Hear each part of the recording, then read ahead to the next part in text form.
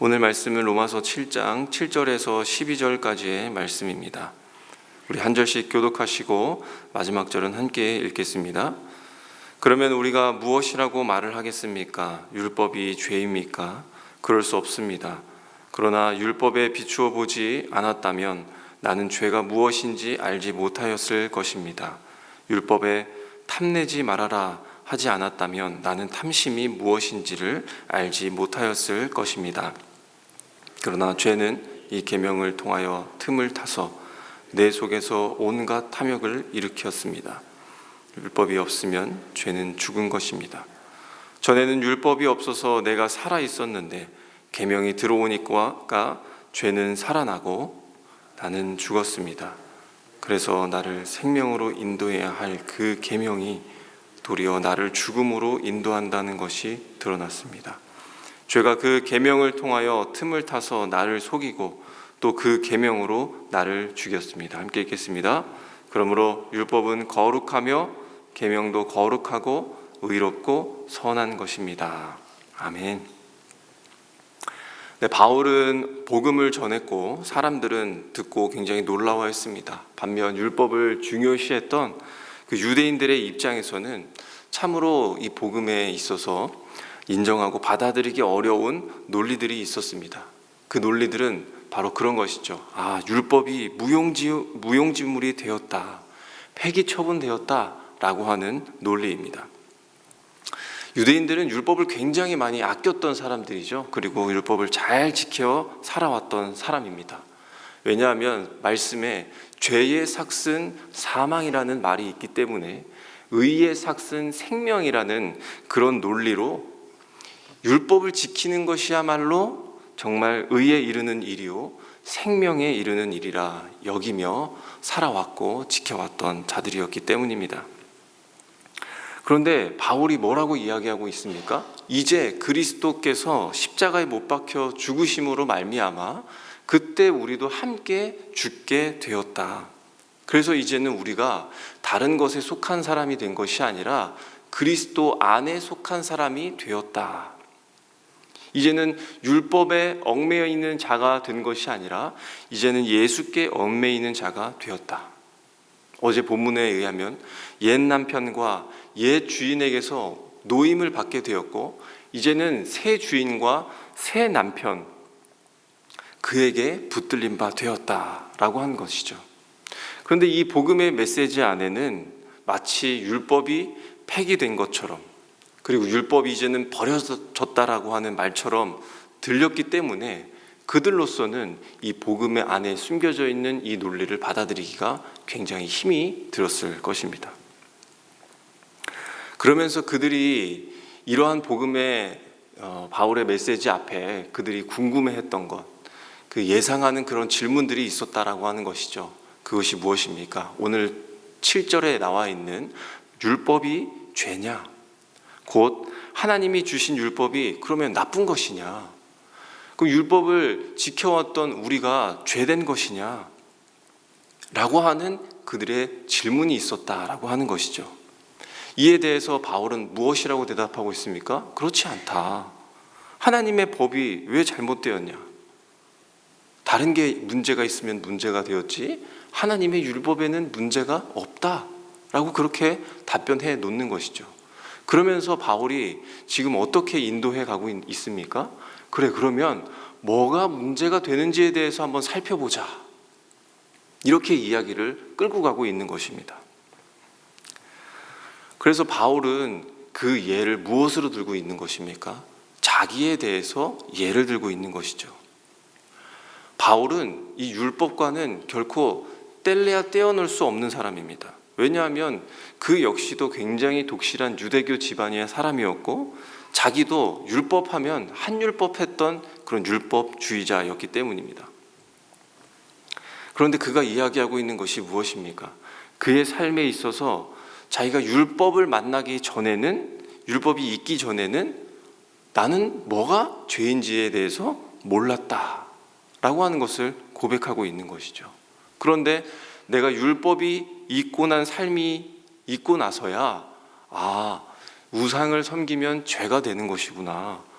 부모님에게 순종하지 않는 것, 살인하는 것, 거짓말하는 것, 도둑질하는 것, 간음하는 것, 율법을 만나고 나서야 이것이 죄구나, 죄라는 것을 알게 되었다라고 하는 것이죠.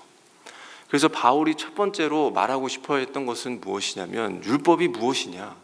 율법은 무엇이 죄인가에 대해서 정의해 준다 라고 하는 것을 이야기하고 있는 것입니다. 그리고 바울이 두 번째로 말하고 싶었던 것은 무엇입니까? 율법은 무엇이 죄인가에 대해서 말해줄 뿐만 아니라 우리 안에 있는 죄를 드러낸다라고 하는 것을 말하고 싶어 했습니다. 율법은 하나님의 법이죠. 그래서 굉장히 사실적으로 이야기합니다. 율법은 하나님의 명령이죠. 그래서 둘러 이야기하지 않고 굉장히 직선적이고 적나라하게 이야기합니다. 그래서 이 말씀이 우리 마음속에 들어올 때에 찔림을 얻게 되는 것이죠. 우리의 마음에 죄를 부각시키고 부추겨서 죄가 무엇인지에 대해서 알게 할 뿐만 아니라 그 죄가 우리 안에서 어떻게, 어떤 모습으로, 어떤 모양으로 자리 잡고 있는지에 대해서 보여준다라고 하는 것을 바울이 이야기하고 있습니다. 또 이 문제에 대해서 바울은 자기의 또 문제되었던 것을 들고 나옵니다. 나는 율법을 잘 지키면 그 율법에 있는 문자 그대로 내가 행동만 똑바로 하면은 문제될 것이 없다고 여기며 살아왔다. 그런데 자기에게 있어서는 이 탐심이라고 하는 것이 늘 마음에 걸렸다라고 하는 겁니다. 왜 그런 것입니까? 모든 것들은 행위에 대한 문제였습니다. 내가 안 하면 내가 죄를 짓지 않게 되는 그런 행위의 문제였던 것이죠. 그런데 마지막에 내 이웃의 것을 탐내지 마라. 율법은 나쁘게 마음먹은 것조차도 죄라고 여기니까 바울의 입장에서는 도대체 이거는 내가 어떻게 해석해야 되는 건가? 풀리지 않았던 그 답답함이 이 바울에게 있었던 것이죠. 그런데 회심 후에 이 율법에 대해서 바라보는 이 시각이, 인식이 바뀌어 버렸다라고 그렇게 고백하고 있는 것입니다. 율법이라고 하는 것은 겉으로 드러나는 그 행위만 강조되는 것이 아니라 내면의 그 태도와 동기까지도 포함되어 있는 것이구나. 살해하지 말라. 그러면 그것은 죽이면 안 된다라고 하는 것 그 이상으로 그 내면에는 어떤 것이 포함되어 있는 것입니까? 내 이웃을 미워하거나 내 이웃에 대해서 모질게 대해서는 안 된다. 그리고 내 이웃의 집의 것을 탐내지 말라. 그 탐심은 또 무엇입니까? 내 마음의 관심이 어디에 있는가를 지금 이 율법이 드러내주고 있는 것이구나. 내 이웃에 대해서 분노하는 마음, 내 이웃에 대해서 빼앗으려는 마음, 내가 가진 것보다는 더 바라려고 하는 그런 마음. 바울은 죄도 하나님께서 기뻐하지 않지만 이 죄를 짓게 되는 그 동기까지도, 마음까지도, 감정까지도 하나님께서 기뻐하지 않는구나. 그것을 회심 후에 바울이 깨달았다라고 하는 것을 이야기하고 있는 것입니다. 거짓말이나 도둑질이나 부도덕한 일에도 항상 이러한 피상적인 동기가 있고 그것이 죄의 본질이 되며 율법은 그것마저도 들추어 내어준다 라고 하는 것을 알려주고 싶었던 것이죠. 그래서 회심 전의 율법은 그저 잘 지키면 내가 의롭다 칭함을 받고 내가 성화되며 완전해짐으로 이 구원을 받을 수 있다라고 하는 그런 착각 속에 빠져 살았다라고 하는 것을 이야기하는 것입니다. 나는 누구보다도 이 율법에 대해서 잘 지켰던 사람이기 때문에, 그리고 나는 이만하면은 좀 봐줄만 하고 남들보다는 훨씬 잘 지키며 살아왔기 때문에 구원에 대해서는 문제가 될 게 없었다. 그러나 회심 후에 율법은 내게 다르게 다가왔다.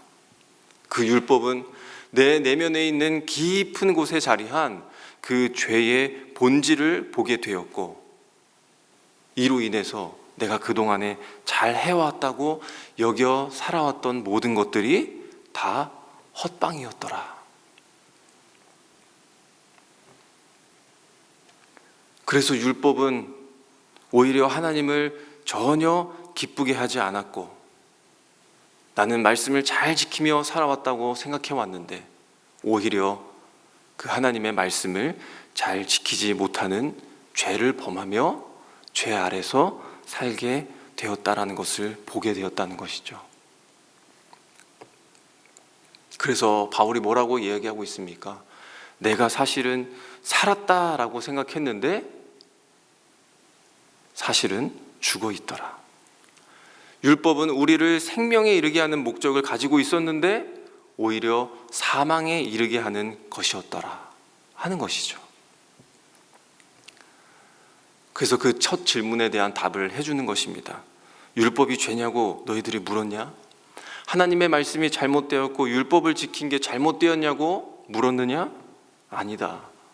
문제는 그것이 아니라 죄가 율법을 이용해서 이것만 잘 지키면 너희가 구원받을 수 있어, 그렇게 우리를 속여서 죽음으로 몰고 갔던 그것이 문제다. 무엇을 얘기하는 것입니까? 율법, 계명, 하나님의 말씀이 잘못된 게 아니라, 문제가 아니라 바로 죄가 문제다라고 하는 것을 답변한 것입니다. 그래서 마지막 세 번째 바울이 강조하고자 했던 것은 무엇입니까? 이제는 우리가 율법의 노예였던 우리를 예수 그리스도를 통해서 어떻게 되었다는 것입니까? 은혜의 자리로 옮겨졌다라고 하는 것입니다. 율법은 계속해서 우리를 속박하고 협박하고 으름장을 놓았고, 이전에는 우리가 율법의 눈치를 보면서 끌려가는 것만 같았지만 이제는 예수 그리스도를 통해서 은혜의 자리로 옮겨졌기 때문에 율법은 더 이상 문제가 되지 않는다라고 하는 것입니다. 더 나아가 이것은 율법이 폐기되고 무시하고 그런 것이 아니라 우리는 예수 그리스도를 통해서 율법을 능가하는 그런 기쁨의 존재가 되었다. 율법을 능가하면서 기쁘게 이루어갈 수 있는 그런 존재가 되었다라고 하는 것을 이야기하고 있는 것입니다. 율법은 악하지 않지만 율법만 있을 때는 불완전한 것이죠. 그러나 우리가 예수 그리스도를 통해서 은혜 안에 들어갈 때에 율법은 진정한 의미를 갖게 된다는 말입니다. 정리해보자면 그런 것이죠. 예수를 믿기 전에는 이 율법에 얽매여 사는 삶이 너무나도 힘들고 그렇게 살고 싶지 않고 그렇게 살아내기도 참 불가능한 일이었지만, 바울은 예수를 믿고 내가 은혜의 자리에 들어오게 되자 오히려 내가 말씀대로 살고 싶어지고 하나님께서 하시는 그 명령대로 사라지고 싶어 한다 라고 하는 것을 말하는 것입니다. 그는 신기하게도 하나님의 은혜와 그리스도의 사랑이 있으면 그 죄악의 마음이 잘 정리가 되고, 예전에는 죄를 짓지 않으려고 발버둥 치는 그런 삶을 살았다면 앞으로는 자연스럽게 내가 죄 짓기가 싫어지는 삶, 그런 삶을 살게 되더라라고 하는 것이죠. 내가 내킬 때만 이웃을 사랑하고 싫으면 모르는 척하는 삶이 아니라 은혜 가운데에서 그 일이 즐겁고 진정 보람되고 진심으로 감동되어 섬기는 삶, 이웃을 사랑하고 싶다는 마음이 자연스럽게 스며드는 삶. 어제 6절의 말씀처럼 영의 새로운 것 무엇입니까? 성령으로 감동되어 기쁘게 그 율법을 섬기는 삶. 그 삶은 율법과 전혀 무관한 삶이 아니라, 상관없는 삶이 아니라 율법을 능가하는 그리스도의 사람, 그 사람이 되었다라고 하는 것을 우리에게 이야기해 주고 있는 것이죠. 오늘 하루도 우리 성도님들께서 이 바울이 말했던 것처럼 율법을 능가하는 그런 그리스도의 사람으로서 오늘 하루를 살아가시는 우리 성도님들이 되시기를 간절히 소망합니다. 우리 함께 말씀을 가지고 기도하실 때에 오늘은 특별히 목장 모임을 위해서 기도하겠습니다. 하나님, 이 목장 모임 안에 하나님의 은혜로 살아가는 그런 이야기가 가득한 목장 모임이 되게 하여 주시옵소서. 율법을 쫓는 삶, 율법을 쫓아가 그 버거운 삶의 이야기를 나누기보다는 우리를 은혜의 자리로 불러주신, 인도하신 그 예수님의 사랑과 감동, 그것으로 말미암아 율법을 능가하여 지켜가는 그런 삶의 이야기가 채워져가는 우리 목장 모임이 되게 하여 주시옵소서 라고 그렇게 기도하겠습니다. 우리 두 번째로는 교회와 일정을 위해서 기도하겠습니다. 단기봉사팀 타지키스탄이 오늘 오전 중으로 복귀하게 됩니다. 안전하게 잘 도착할 수 있도록 함께 기도해 주시고, 어제는 인도팀과 화도팀이 출발했고 오늘은 인천팀이 출발하게 됩니다. 하나님의 사랑으로 잘 연합되고, 또한 그들이 머문 자리에 하나님의 은혜의 자리로 초청될 수 있는 그 시간이 될 수 있도록, 또 함께하는 모든 무리가 새 주인을 만나게 되는 자리가 될 수 있도록 함께 기도해 주시면 감사하겠습니다. 또한 마지막으로 새벽이슬 청년이 수련회가 오늘로부터 시작이 됩니다.